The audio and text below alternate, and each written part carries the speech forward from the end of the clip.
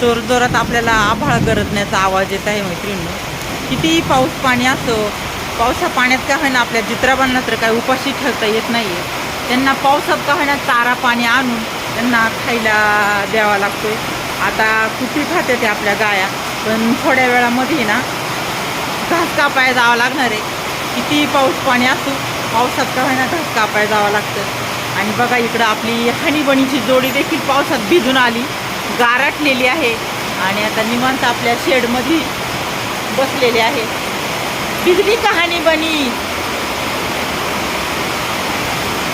पावसाचा किती सारा मैत्रिणी जोर आहे बघा, जोरात आवाज येतोय आपल्याला.